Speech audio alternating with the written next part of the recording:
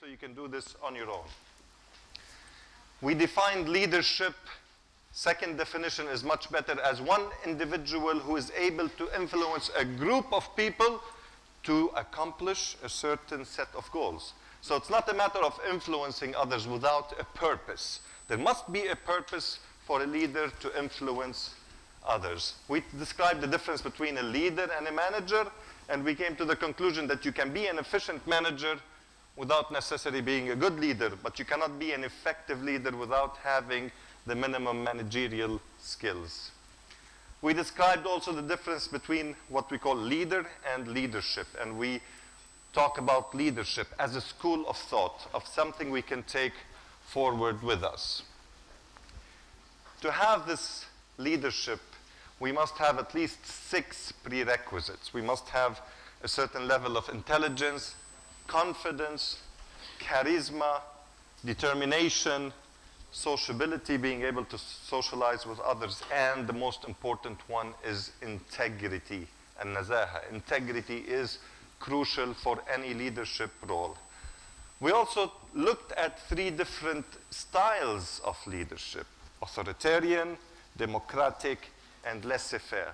Although in the slides you will see that I've included more types of leadership skills. And as I mentioned, each one of us chooses which leadership skills they need to use at a certain point in time. However, we always focus on the moderate leader, where they use democratic approaches to get the followers, the members, influenced with the leadership style. So these are the other 5 that I've mentioned.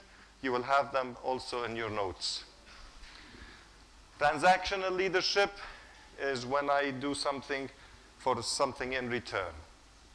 I give you, you give me back. It's a carrot and stick approach. And transformational leadership is what we will be focusing on today, using 4 pillars, the 4 eyes, not 2 eyes, 4 eyes.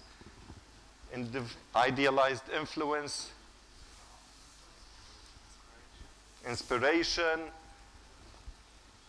intellectual stimulation, and individualized consideration. And today, this morning, we'll take the first 2 pillars, and after coffee break, the remaining 2 pillars. Then we took all this and we started our journey looking at Jesus' leadership model, right? And we took the first concept is that Jesus invested in his people. He invested in time, in relation building, in teaching, in discipleship. So he invested in his people. And that's crucial for transformational leadership, because we need to invest in people's lives. And I mentioned here the 7 ways that Jesus invested in his people. Okay, now we start with session number 2. And we will look at the 2 pillars of transformational leadership. And then we will take a journey to look at the importance of vision and casting a vision in the ability to influence others. And then again, we will take another concept from Jesus, how he organized his people. So he invested in his people. Next thing we will look at is how he organized his people. But we will start with a small video.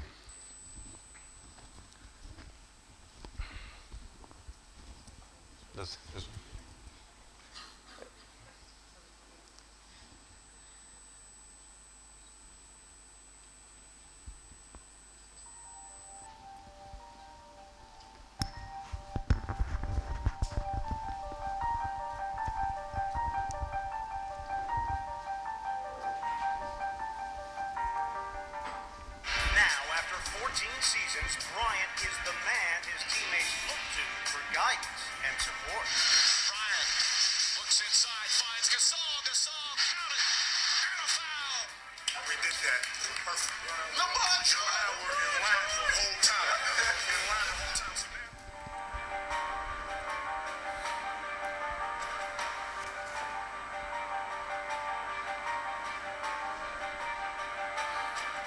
And so, my fellow Americans, ask not what your country can do for you, ask what you can do for your country.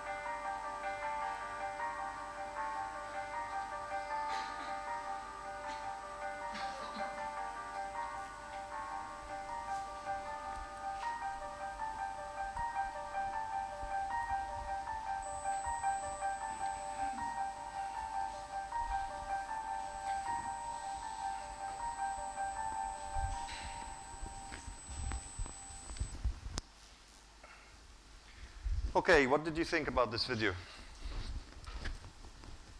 First of all, they didn't want to upset Apple or Windows, so they used both Steve Jobs and Bill Gates. Not to upset anyone, so everybody's covered. What else did you find interesting about this video?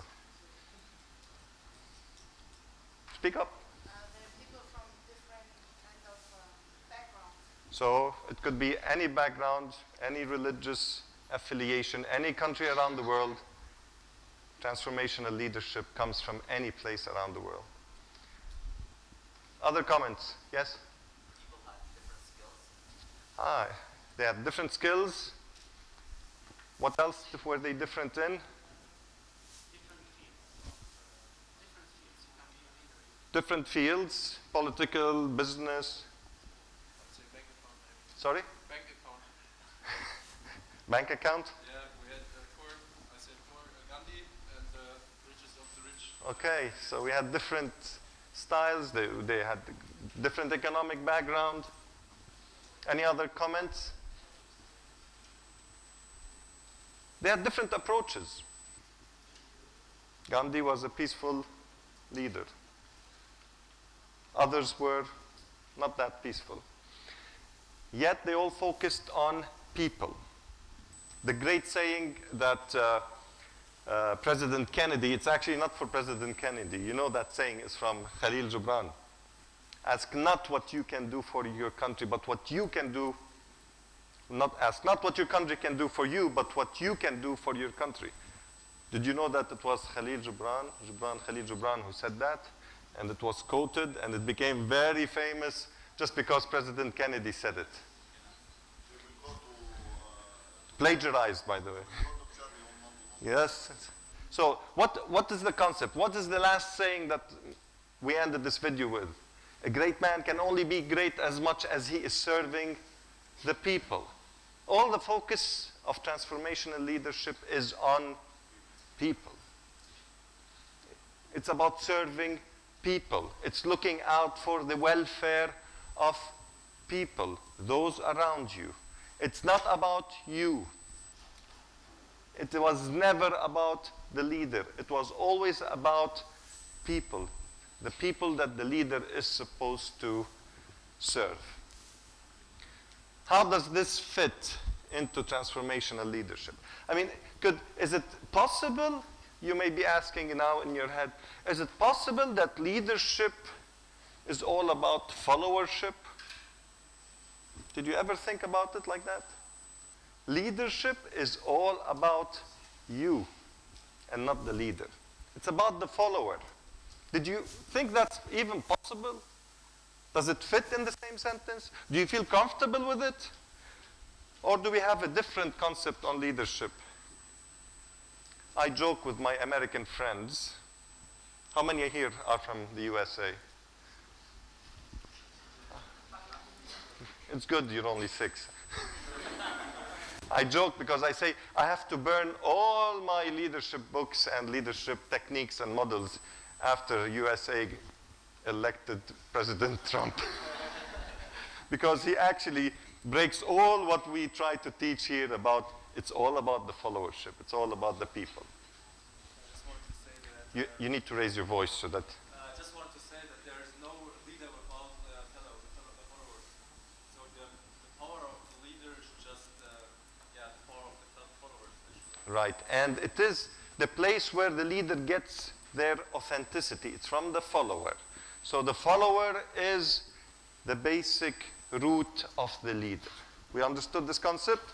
So now we're going to take the 2 pillars. They're not very sophisticated. I would ask you to contribute some ideas, and then we will do another test, those tests that you brought the pen for today. So we will do one of those tests. So we're going to look at these 4 pillars. We'll take the first 2 pillars before coffee break. Individualized influence. Okay? Charisma is a better or a shorter word to explain it. Who can tell me what charisma is? What is charisma?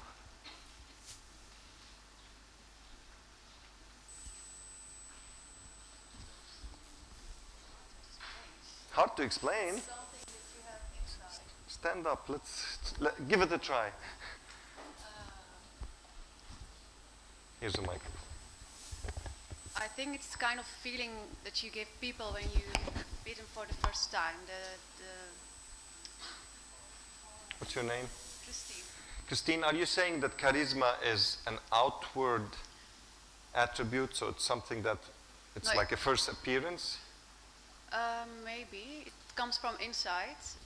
Comes from inside, Yes. and so Mr. Gandhi, did he have charisma? Yes, from inside. From the inside, definitely not from the outside, because he was a very humble-looking person. In Greek, Sayyidina. It means grace. Naam. So it is something that comes from inside and shows. Now, when it shows, it doesn't have to show in words. It can be in works, in deeds, in actions, in behavior. So you're partially right. Do you want to add anything else? Yeah, you sure? I just want to say that behavior. Behavior. So charisma, now we're tying it to how you behave in front of people. Yes? No? No, I don't think that you even have to do something or behave. Just you can stand still and you still have charisma. Like it's Oh. like an aura, like these like vibes that coming from you and trigger feelings or something. So Jesse says you can be a statue and have a charisma. Yes. Well, it means what she's trying to say, tell me if it's correct or not, that if to have charisma or influence, it's not a matter of how much noise you make. You can be very quiet and yet have charisma. I would also say that it's an attraction.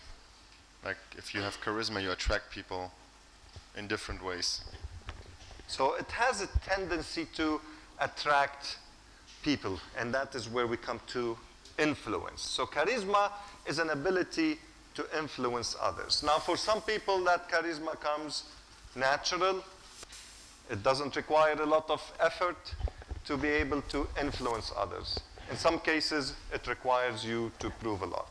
Let's take the life of Steve Jobs. Did he have charisma? Yes or no? Did he have charisma or his products had charisma? He had? So when he stood up, no? What? If you look at him, he's a thin, his products, what he has produced in his life is what influenced people. Now, because of that product, when he stands up and talks about a new product, he has charisma. So it's not the person who has the charisma, it's sometimes the result of that person that has charisma. Go ahead. I just have something to comment on. Okay, all right. I think that he also showed something. It's not only his products, because when he lost his company or he got kicked out of his company, he didn't give up. He started again. So he didn't think that, oh, that's the end. I can't start over. I lost everything. He stood up again after a strong failure, if we can call it a failure. So I think that he showed charisma also, not only his products. He went and did another product. Yeah, but still. We don't need to focus only on the products. Yes. We need to focus on his spirit also fighting. I'm just having this dialogue with you because it's very important to realize we cannot say, pinpoint, charisma comes from this.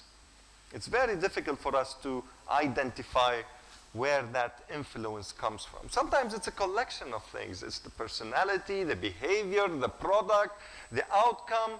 All of that suddenly gives us that influence, that idealized influence. So the official definition of idealized influence, it's the devotion to a leader who gains the followers' trust and allegiance. We trust that person, we follow him or her. We have allegiance, that means we are connected with them. I love Apple products. So I trust Apple products. I have allegiance to that brand, so I am stuck to it. I'm not going to give this up. And so this is what charisma is. However, charisma does not exist without these 4 attributes. You must have a vision to have influence and charisma. You must have a vision, even if it's a bad vision. I know there are many from Germany. So Adolf Hitler had a vision. What was the vision? Come on.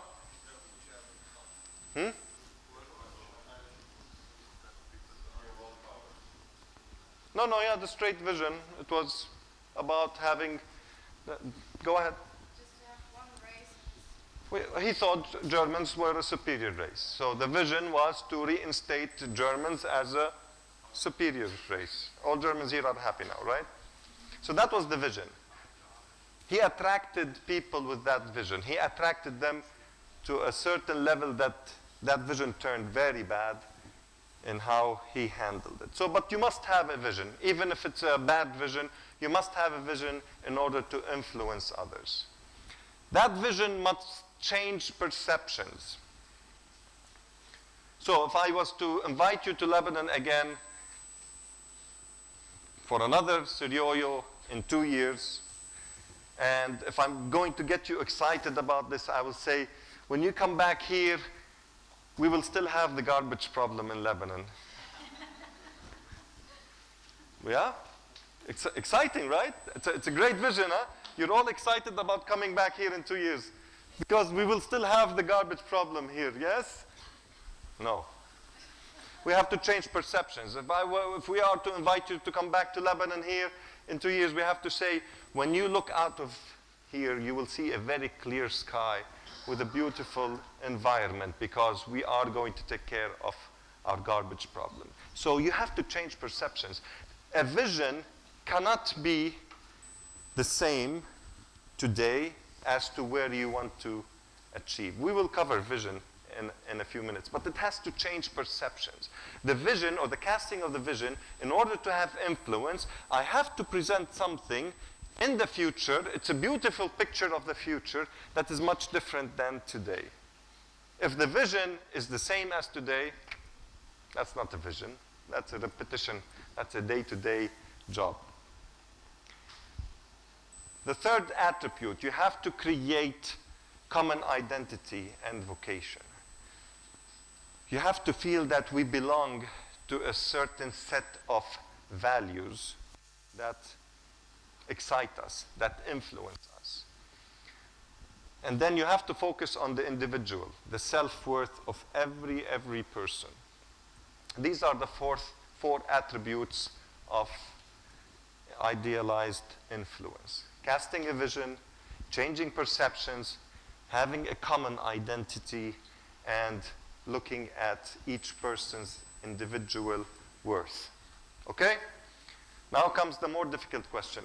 What is the difference between charisma and charismatic?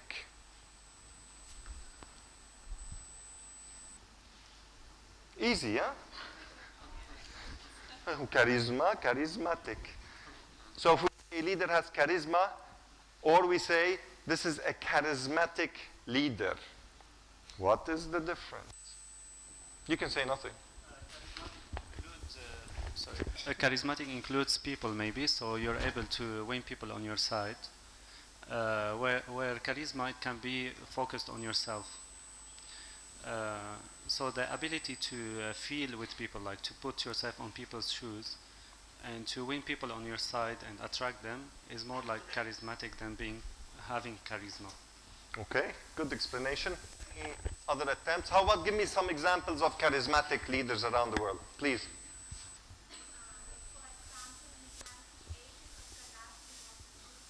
Okay, we can't hear you. Let's wait for the microphone because I think you have something very important to tell us. Now everybody's paying attention. See? Thank you. In the young age of Gaddafi, he was a really charismatic person. He gave the country hope because I think he's a good example for a charismatic person. So somebody like Gaddafi, who was at the very beginning was very powerful, very influential, gave the people. That's a charismatic leader. Any other examples of charismatic leaders? Jesus? Yes. I think charismatic is producing it. Charisma is, as Jesse said, a statue could have charisma, but as charismatic is like to actually being it, and not just a statue who has charisma. So it's a matter of translating your charisma into a movement. Yes. Okay? So it's an ability to influence others as a result of your charisma. I feel Gemma? I feel like charisma is more positive than charismatic, because charismatic can also be a negative thing. It can influence people, but in a wrong way. Exactly, Gemma. So being a charismatic leader by itself is not enough, because you can be influential for a certain time.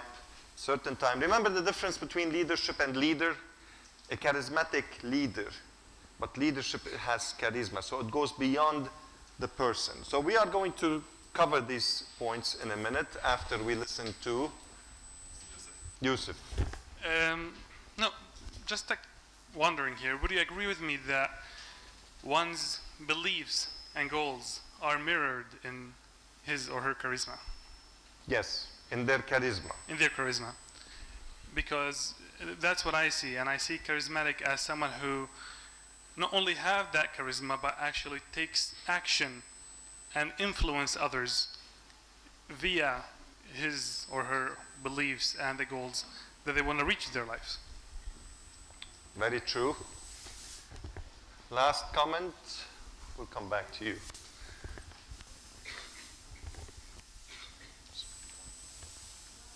Thank you very much. Well, I have two different comparisons. I would say charisma is not related to leadership, as well as it is related. For example, if I am standing next to my nephews, there is a charisma that attracts me. Next to your? Nephews.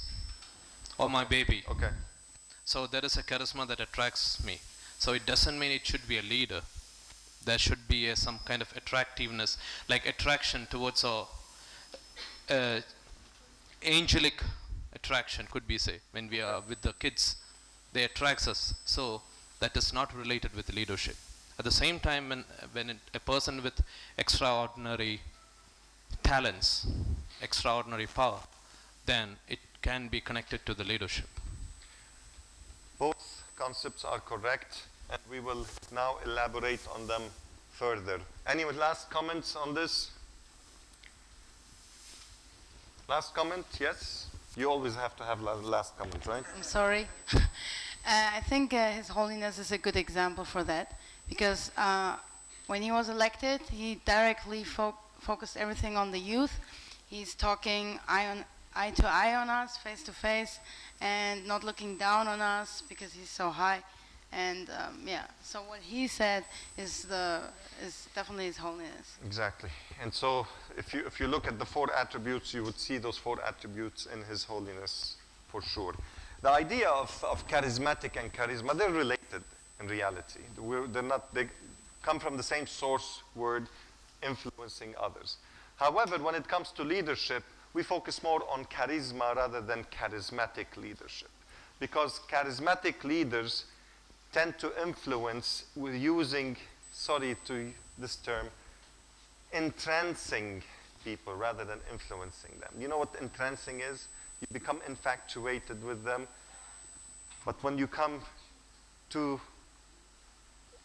look into that leadership style in depth, you would see that they are leaders focusing on themselves rather than on others. So to do this very quickly, charismatic versus transformational leadership. The vision of a charismatic leader is a self-description usually. It's what they have and what they want to transmit to others. And it works. We've had very successful charismatic leaders around the world. It works. However, it works up till a certain point. When a problem suddenly appears, a charismatic leader disappears. When a problem suddenly appears, a charismatic leader disappears. There is no continuity when it comes to charismatic leadership. That's why charisma is very important in transformational leadership, but it shouldn't be the only pillar. There are other pillars that we have to have accompany it. Sometimes it's a role play. Most of our politicians play roles. They are charismatic leaders. They're not transformational. And that's where we need to make the difference. And rarely do charismatic leaders prepare successors. Rarely do they prepare successors. If you think about charismatic leaders around the world, that's not our topic today, but rarely do they prepare successors. That means somebody who takes over after they are gone. So charismatic leaders tend to be leaders rather than leadership. It's about them. It's more focused on the leader rather than on the follower, yet they do have power to influence. You don't agree? Well, I agree, but I wanted to ask about the case of dynasty. So is this self-description then replaced by a self-description of the family, or how does that work? I think it's, who are you taking as an example? For example, dynasties of dictatorships in North Korea, Dynasties, for example. yes, okay. Or like, for example, back in time, the Egyptian dynasties, or in China, I guess all of those leaders were also charismatic. We wouldn't call them charismatic. No, we would call them trait leaders, meaning you were born into that position. And so you gain charisma simply because you were born into that family. Whereas here, what we talk about charisma is you have a vision and people come after you. When it's a dynasty, you're a leader. It's not charismatic. It's not charismatic. Yeah, that was good. Any more questions? So the first pillar we agreed is about idealized influence, the ability to influence those around you through casting a vision. Let's move on to the second pillar, inspirational motivation. You could have influence, right? You will influence a lot of people as a leader. But if you cannot move them towards a goal, your influence dies out. So the second pillar here talks about inspirational motivation. It's the ability to get those that you are able to influence to do something about it. It's not enough that you've influenced them. It's not enough that they open the TV and watch you when you talk. What are they doing about it? It's about a change process. It's about moving forward. It's a motivational level, and it's a continuous motivational level. That's not easy. That's not easy. You can go out and influence people, motivate them. Day 1, day 2, what happens to the motivation level? Huh? It drops. How can you continue motivating people, inspiring them? How can we do that? How is that possible? What is the vision of Sirioyo? Can somebody explain it to me? Please stand up. To keep what?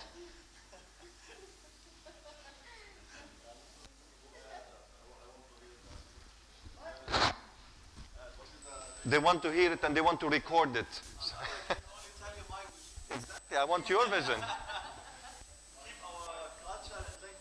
To keep our culture and language according to your name? Fadi. Who has another version of? Yes, the gathering. What is the purpose of the gathering, this gathering? We have three main purposes. Okay. So what is the purpose of this annual gathering? What's the vision?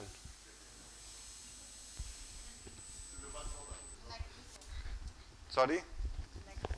Connect people? Connect people. You're just here to connect with people? Well, it's gathering, so we gather, So it's only about connection. No, it's just one of them. Oh, one of them. To bring young people closer to the church. To bring young Syriani people closer to the church. Wow, now it's becoming more interesting than connecting people. To build the relationship with God. To build new or relationships with God. To inspire people to keep the church going. To keep people Continue to inspire, to keep people going. To have spirit and with duration and sustainable. Yes, stay. There you go. Stay with spirit. Stay with this. No, yeah. I think you're feeling better, Malco. Eh? I think this particular movement gives a platform so that we all can feel a unity, because I come from a country called India where we say unity in diversity is one of the key factor which serves as a great motive or force for our entire country. So considering this particular platform, I think we all are diverse in many ways in culture, in beliefs and all, but this particular venture gives a platform so that we can feel a unity in diversity. So it is a platform to feel the unity of the body of Christ in our diversity. Now you have what? 6, 7 important, inspirational reasons to meet every year. Any more? After that one, I'm sure no one wants to add to that. Yes? Oh, you're courageous. That's courageous. Yeah, it's my first time here. Yes. So I say, or I think to be inspired, to inspire others, and to go out and say how amazing it was. Excellent, excellent. So what did you notice from all these descriptions of why we are gathering together here? What did you feel was the key word? It's not about me, it's about... I'm sorry, I need to hear this. It's not about the self, it's about sharing, being together with others. It's always not about yourself only. It's not about yourself, it's about interacting with others, learning from others, feeling that I'm not alone, I'm being inspired by others. Who had their hands up? Yeah, more about influence and inspiration. So it's a continuous process. And how do we keep this continuous process? Through every time introducing something that raises this interaction, that raises this unity and diversity, like doing leadership training, for example. If you think of it, that's not really a spiritual goal, yet it is very important for us to be together and be interacting within a leadership concept together. Okay? You wanted to say something? No? Say it. So maybe they will find the luck here in getting closer to Jesus and maybe closer to each other and be a SYGG couple and getting married and find each other. This is what we call a pragmatic leader. That's as, let's get together, let's get married. Yeah. Oh, you don't want to get married? Yes, not here, not here. For a Dutch, okay. I'm interested. I'm very happy that he has shared this question, because again it brings us to the basic. Why SYGG was started? Of course, this was mentioned by Jessica. It was His Holiness' vision to have connection with the youth, and the youth are the future of the church. But we had at that time had a big discussion with His Holiness, and there was 3 main goals. All the other goals relate to these 3 main goals.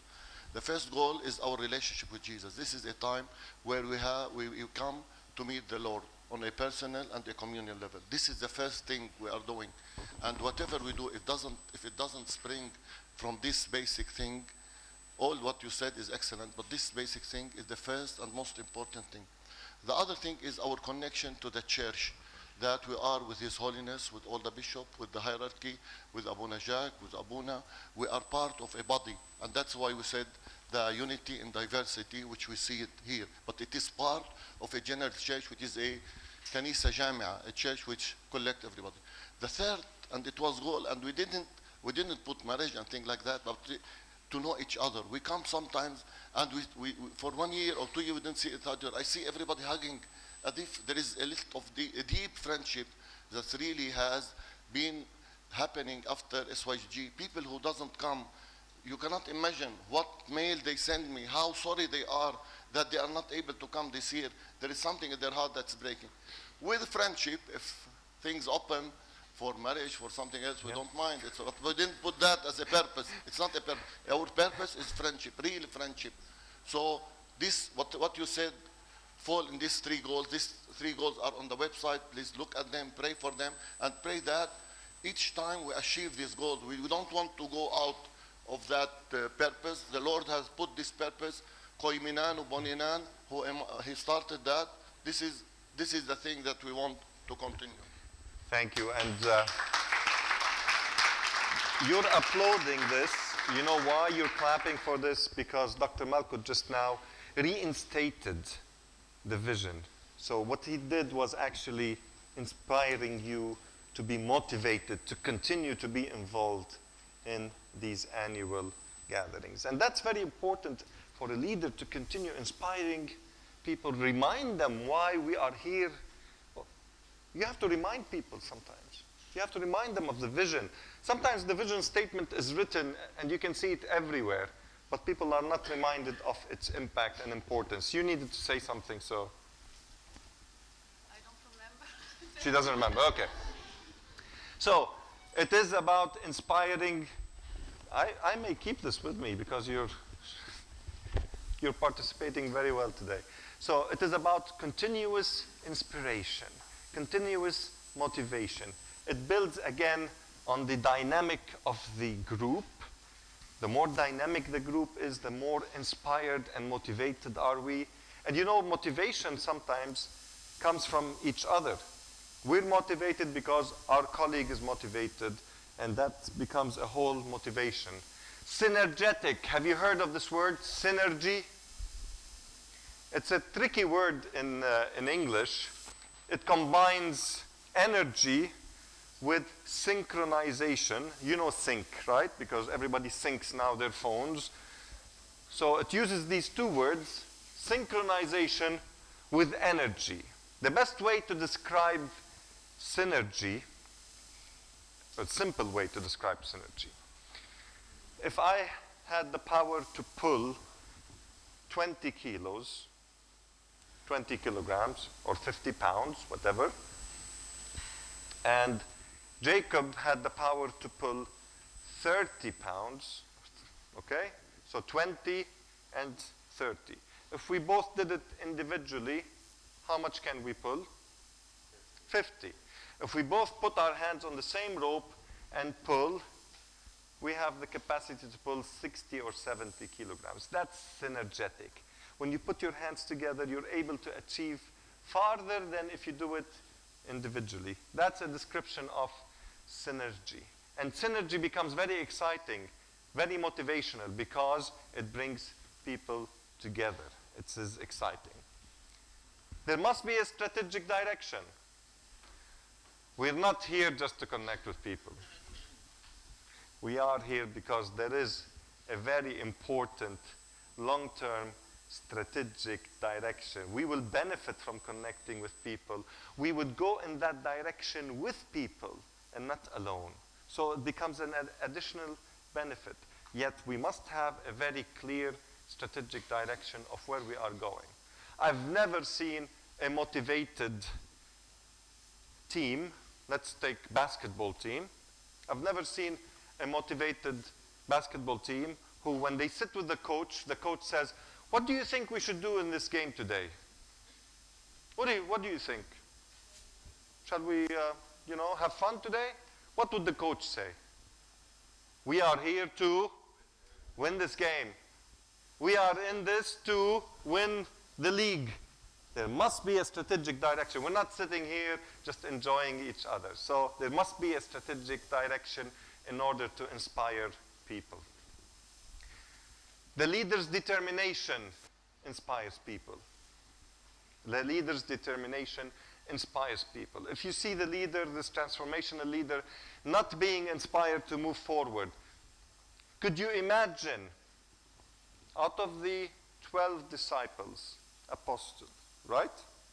Anyone being willing to die for their faith if they did not see their master, their Lord, first sacrifice himself for the mission?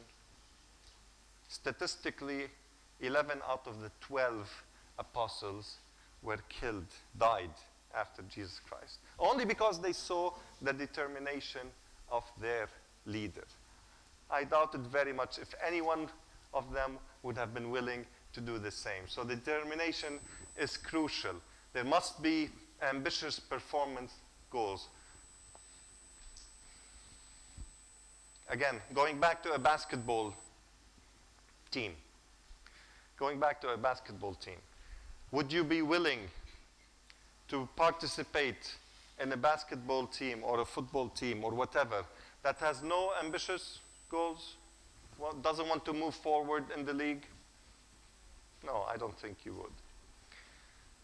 The leader's ethical choices influences their people. If you see a leader stealing money, being unethical, would that motivate you?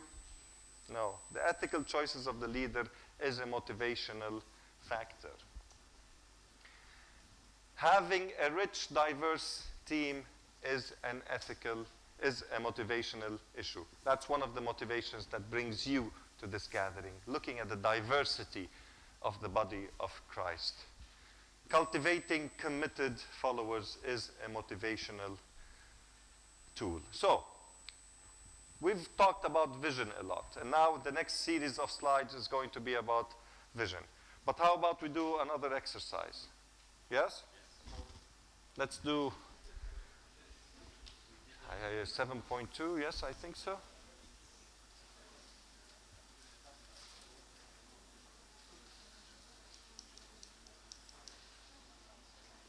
Yeah.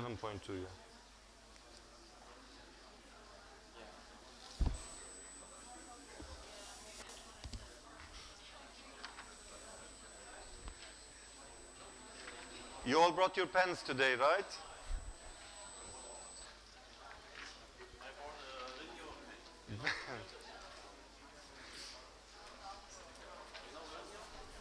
This is an organization for, Ringo? for videos.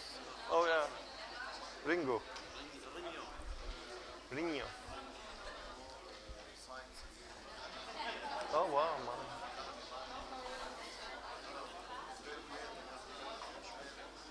Abdel. Very nice.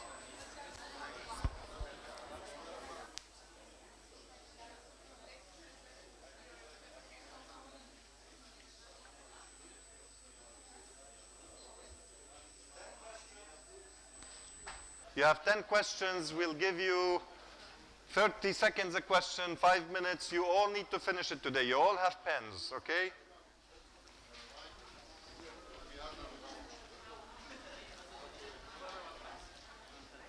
Anybody who needs pen, we have the Renio pen. Pens? Is that, if, you forgot a pen after everything I did yesterday. This is Renio pens, okay? So they're very important ones. Pens? I can't believe you forgot. Pens? Renio pens? Pens? Renio pens?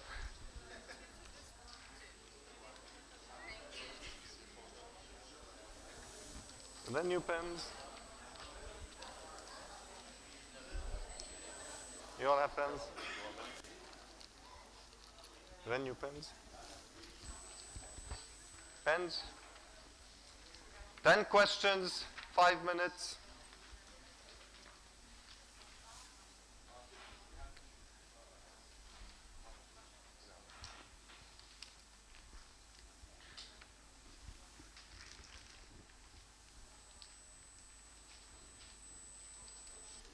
خليهم.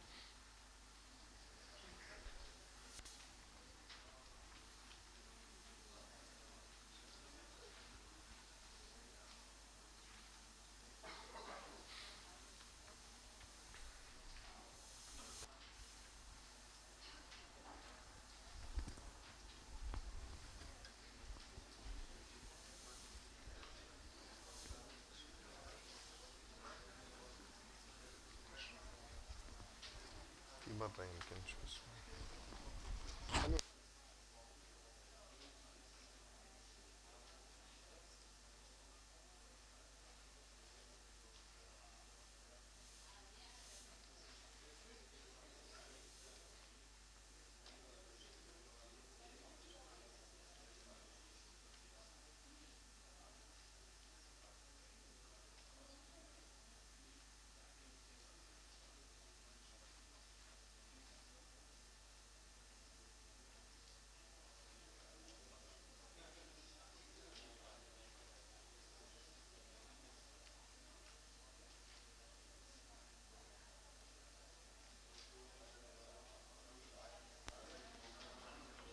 If you have completed the 10 questions, you can add your scores. It should be easy. And put your score on the back.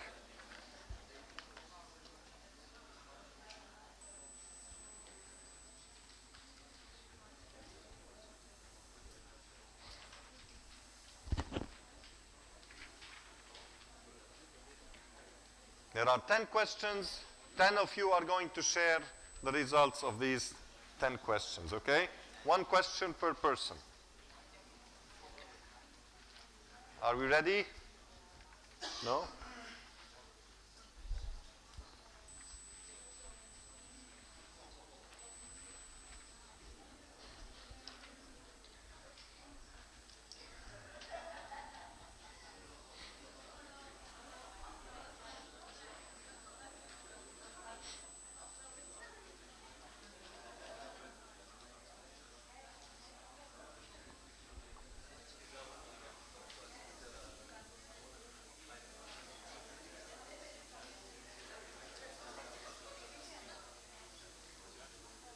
Okay. Time is up. Question number 1. Question number 1. Volunteer. Question number 1. Volunteer, or I volunteer you. I volunteer you. Yes, you? Stand up, please. And I chose agree for. yes. I have a mental picture of what would make our group better. Explain to your colleagues which group do you have in mind and what do you think will make it better? You thought it's going to be easy today, huh? No, it's not.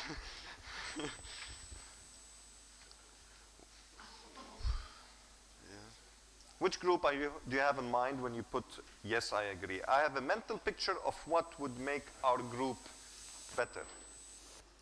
Well, I think of my work. Okay. At the office. At the office. And about my colleagues. And so you all have a clear mental picture. Do you understand what the mental picture is? Of where we need to go. And you said agree. And what was your total score on this? Did you add the scores? No, not yet. Okay. Thank you. Question number 2, volunteer. All right. Yes? I can imagine several changes that would improve our group. I put 5. You put 5. And which group did you have in mind? I'm a youth leader back at my church. Okay. So we're having issue that the youth are getting disconnected due to the language. I think the main issue right now is fixing language barrier. Excellent. Question number 3.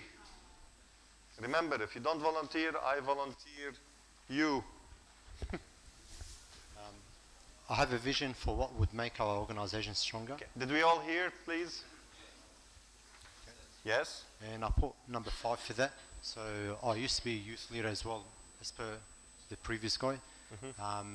One of the biggest issues that we had in our youth group is people that are all Syrian Orthodox but from different cultures, different backgrounds. Okay. And so eliminating that, focusing on something that's common between them, all of them, would make them stronger rather than having little groups every time they gather at a Bible study. Excellent description. We need to listen to each other because this is a learning exercise. Question number 4. Okay, you need to stand up and explain question number 4 and the score that you gave. I know how we could change the status quo to make things better. Number 5, strongly agree. Because I thought this from my perspective of my teaching. I'm an associate professor, so my students, as well as I manage a school, so on behalf of my colleagues, I know the cultural background, I know the things happening around, that means I'm connected. So if you know the current situation, what are their drawbacks, what they need, then I can surely change the status quo. Exactly. And vision is about change, and we will cover these in a few minutes. Question number 5. It is clear to me what steps we need to take to improve our organization. I put it between 4 and 5. It is important to be clearly for me, but if I don't have my people that is around me, that I can make them understand what we're doing, it's worthless. So I need to clarify it in the way to synchronize it with them on an understandable way. Very good example. 5 more questions. Volunteers. Volunteers. How about you? If somebody needs to say it in Arabic, I'll translate it, so don't worry about it. Question number 6. The organization is a Kanda Sirioyo. Okay. And it's an organization for the education of Sirioyo. Okay. Sirioyo. And number 6, I have a clear picture of what needs to be done in our organization to achieve a higher standard of excellence. And we have to be more professional. We have to explain exactly everyone which job he has to do and which what is his? I forgot the word. Responsibility. Yeah. Okay, thank you. You know, the drive for excellence is a very strong inspirational motivation. The drive for excellence. We want to provide something that is of high quality. Question number 7. Yes, I agree. It's maybe between 4 and 5. Yes. I have a clear picture in my mind of what this organization should look like in the future. Well, I am in my workplace. I have a leader role.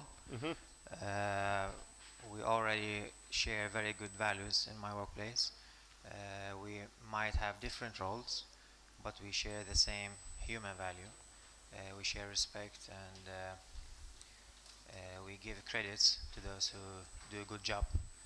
So that's part of the influence, because you have shared values. Yes. Very important. So they understand that you don't have this dictator authority on them, but they understand that we have different roles that has to be followed. Excellent. Thank you. Question number 8. Yes. Let him ask the question about 7, and then we come back to you. Question number 8. Question about 7. I'll just read that question 7 again. I have a clear picture in my mind of what this organization should look like in the future. Shouldn't that be one of the first and most important points? Because if you don't have that clear vision of what it should look like in the future, how could you possibly walk there? The idea is to have a vision of what you want to achieve, and the organization would then be modified in order to meet that vision. And so the two are sort of related. But first you must understand where you want to go before you can modify the organization to get it there. Question number 8. It is clear to me what core values, if emphasized, would improve our organization. And I was thinking about SYGG. I believe that the values that we need to have is first believing in our faith, in ourselves, and in each other.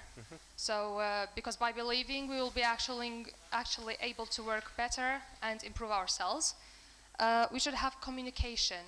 I'm sorry I need to mention that because I think it's sort of a negative point or something that is holding us back. I noticed in the last year and this year that we're more connected to our group. So I come from Sweden. I gather with my Swedish group. Mhm. People coming from Lebanon gather with Together. Lebanese group. German groups with German groups, and so on. We need to stop doing that. Yes. I'm not talking in generalization. Let's give it a But- hand.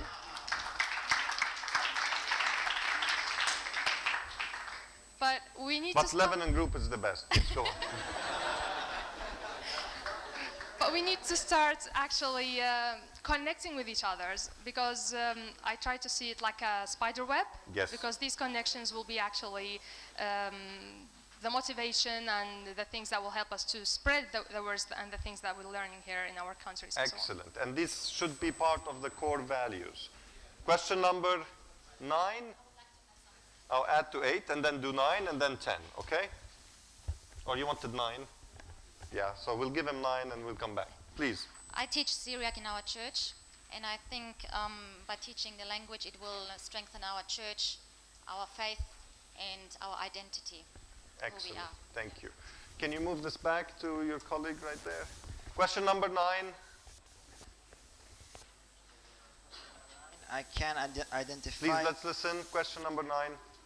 I can identify challenging goals that should be emphasized in my group. Yes. Actually, life has become a bit difficult now. The work taking too much time of our lives, so we have.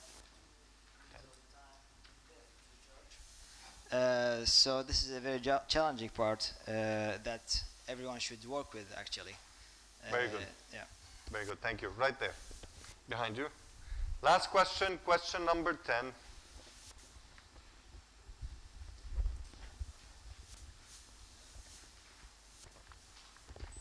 Thank you. I have number 10. I can imagine several things that would inspire my group to perform better. I strongly agree here. I think it's important to give the people in an organization a vision, to show them that you can improve something, that you can change the status quo. And if you have this vision for this group, they will work together towards this goal with a lot of motivation. Yeah, exactly. Thank you. So what I've noticed from your responses is that you do have a strong drive for vision.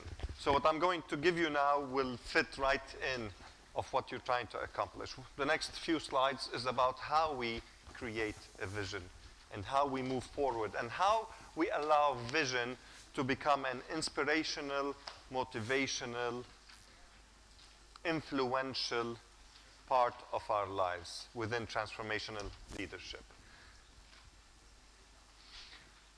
All right. Now she remembered the question that she had to ask 10 minutes ago.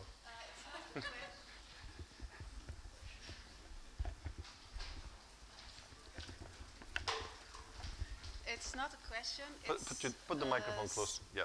When I read these questions, it's all about having a clear picture of everything you want to do. But I think sometimes you need to give the people freedom, and your process freedom, because sometimes you get surprised at the end of the whole thing. Yeah. People can also have input. They can give you new ideas and vision. Thank you. Very important, Christine. Christine? Very important point. When you are casting a vision, you should try to do this within the group and not have it your own individual vision.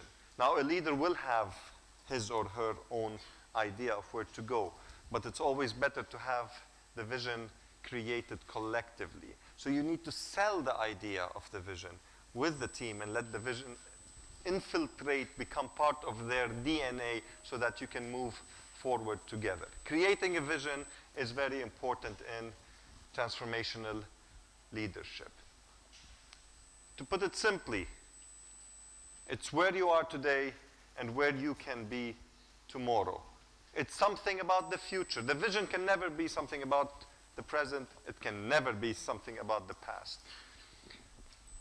There's an old saying that says, when your memories are greater than your dreams, you are on the way out. When your memories are greater than your dreams, you're on the way out. You're leaving. So when we sit together here and all we talk about is, oh, the good old days when we used to gather, these are memories. When we sit together here and we say, oh, within the next 10 years we're going to do this and that in our churches, in our organizations, then we are on the right track. Vision is always about the future. Leadership is about casting that vision. And leaders and members must share that vision. There must be a shared adoption, a buy-in of that vision. Remember when we tried the vision exercise for the gathering today? There must be a buy-in by all of you. There must be something that is capturing you to follow that vision. Vision is a picture. It provides a picture of what the future would look like. It is a mental image, like one of the questions said here, of what we want to achieve in the future. It should be attractive and inspiring. If the vision is simply the status quo, do we all understand what status quo is? Status quo means accepting your current situation. Vision is never about the status quo. It's about challenging the status quo. It's about changing it. It's about enlarging your horizons. It's never about, oh, accepting where we are. Thank God we're still alive and functioning. Vision is not like that. We thank God, yet we want to move forward. You know, one of the most misunderstood verses in the gospel is in Matthew chapter 16, where it says, the church, the gates of Hades will not overcome the church. Many people think of that verse as the church here in this box, and it's being attacked by evil powers, but nothing will infiltrate. Actually, it's not like that. It's the church going out and arriving to the gates of Hades and even overcoming that. So even the church has a vision of overcoming all these obstacles. So a vision, it's a picture, attractive picture of the future. Vision is about change. We cannot have vision and not have a change process take place. It is about pushing out the status quo and entering into something new, something positive of the future. Vision is values. Vision is values. If we are here to say our gathering, again, I'm going to pick on you again. So we're only gathering here, or on you. We're only gathering here to get married. So every year we get together because we're looking for a wife or a husband. Doesn't work. Vision must have strong values. The 3 values that Dr. Marco shared with us, this is the values that brings us together. Now, as a result, we get married out of it. Excellent. You're still not very, that would be excellent, of course. So we must have ideas, beliefs that bring us together. So the vision has to translate our common values. Does that make sense? The vision has to translate our common values. Vision is a map. I need to know where I'm going to get to. I need to know how to get there. And so I can maneuver my way to get to that. I have a funny story which I usually tell groups that I'm training when it has to do with strategic planning. Especially when we're living in this part of the world, yeah, those from Syria, Iraq, Lebanon. When we say, let's do a strategic plan, we need to know where we are going to. We need to understand where. The answer usually is why. The things are changing all the time. You know, we're going in this direction, something comes and pushes us, and we go in this direction. And why should we even bother in strategic planning and in casting a vision? And I always say, research shows that when you are living in the most vulnerable situations, that means there's a lot of external changes, you must have a vision. Because if you're going in this direction and your vision is to get there, and something comes and bumps you to the side, you start going in this direction because external factors force you to go. But your vision is there, and you don't know where you're going, so you end up going in that direction. And after 5 years, the gap between where you wanted to go and where you have reached is very large. And I illustrate this in a very humorous way. When people were going to West Africa, in the past, the ships coming to the shores would find monkeys swimming 5-6 kilometers into the sea. And so they would pick them up and take them to land. They didn't understand why these monkeys were swimming out into the sea. And so somebody did the research about it. So these monkeys are swinging on the trees, and then they slip and they fall into the water. And in the monkey's mind, the direction that his head comes out of the water, he goes straight. Now the shore could be 1 meter behind him or 2 meters behind him, but because he got up in this direction, they start going and they go out to the open sea instead of just turning their head and going back to the shore. And this is what happens when we don't have a clear vision of where we want to achieve. Unfortunately, we become like the monkeys. We were swayed like this, and we continue going in that direction, and we miss the point of where we want to reach.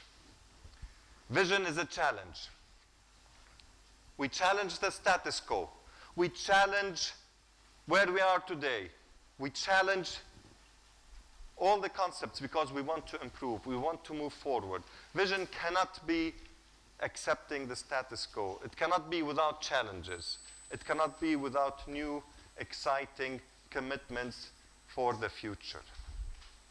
Again, these are tips on how to articulate your vision, how to have clear words in your vision, how to have inspiring words, how the words of the vision statement should always be a proactive verb, something that I want to do, not a reactive verb. And then we need to implement that vision. Implementing that vision is not the leader's job only. It is the whole group that needs to work together in order to implement the vision. Do you have any questions? We covered 2 pillars of the 4 pillars of transformational leadership: idealized influence, inspirational motivation. Both of them relate directly with vision and casting vision and articulating where you want to reach.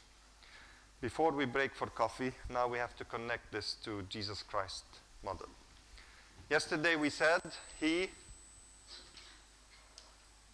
invested in people. Now we're going to see how he organized his people. Jesus was a charismatic leader.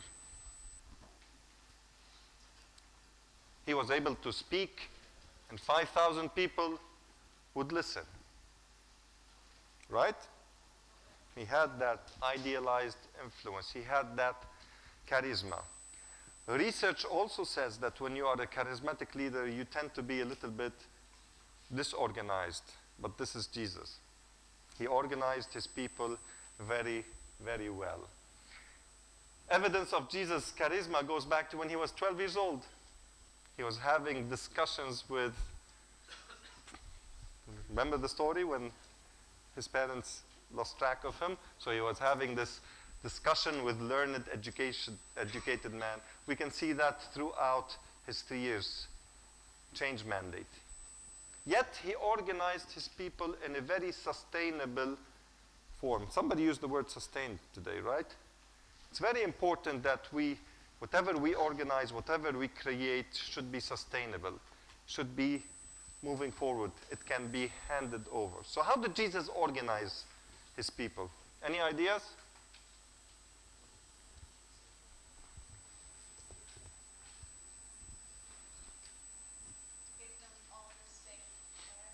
So there was a clear direction, a clear vision. He didn't let anyone get married. How did Jesus organize his people?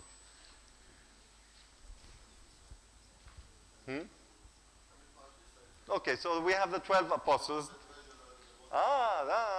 Okay, Malcolm, very well. So there was a whole organizational structure. If you go into the Gospels, you will be shocked that today's multinational organizations actually follow a very similar pattern of what Jesus and how Jesus organized his people.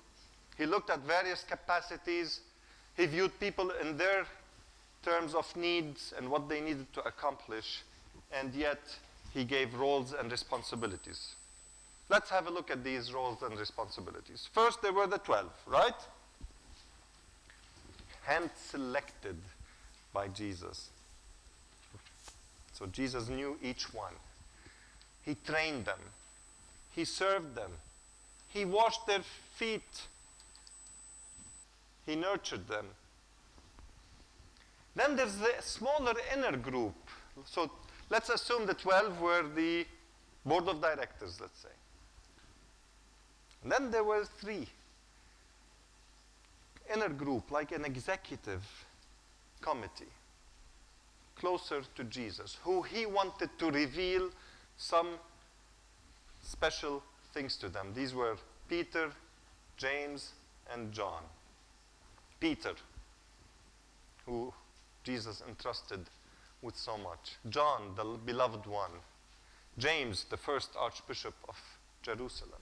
So very important, smaller circle, who were like his small executive team. But then there was a bigger assembly. Again, it's mentioned that he sent out 70. In another gospel it says 72, 2 by 2, to go out and spread the mission. And in organizational structure, these 70 will resemble the General Assembly of any company, any organization. So it was a very well organized mandate that Jesus left with his people. So the 72, they had a specific mandate to go out and spread the word. They later become the assembly who replace Judas, the Iscariot, the treasurer. And so they sort of provide the continuity of the vision that Jesus cast. And they help in organizing the early church. So as you can see, Jesus organized his group in a formal way, but yet there were informal groups. There were the group of women who traveled with Jesus, catered for his needs and for the disciples' needs, taking care of them. Treasurer, Judas, he loved money. The Bible says he loved money. So put him as treasurer, why not? There were various community leaders who viewed his mission favorably, like Nicodemus or Joseph of Arimathea. The 3 years that Jesus invested and organized his people created what today is the largest institution, organization in the history of mankind. Just in 3 years of investing and then in organizing his people, Jesus was able to create the largest organization known to humanity. It's 11. We are 5 minutes ahead of time for coffee. If somebody has a pressing question, we can take a question now. When we come back, we will continue the last 2 pillars of transformational leadership, which are intellectual stimulation and individualized consideration. Close enough. Okay, any questions about the first? Any questions about the session so far, the first 2 pillars? No? All right. Hold on. We will be here at 11:30, so it is a 30 minutes break. 1. Sorry, please. For those people who has attended already 3 consecutive SYGGs, please let them give their name to me now. We may have a picture with His Holiness. Okay? So anybody who has attended 3 consecutive SYGGs, let him give his name to me now. Okay, hat-trick. Okay, it's a hat-trick. They call it in Germany a hat-trick. Bayern Munich, what is your football, what's your favorite football? It's Bayern or what? No, it's Stuttgart. 3 for Stuttgart is a hat-trick. So if somebody has a hat-trick, let him connect with me now.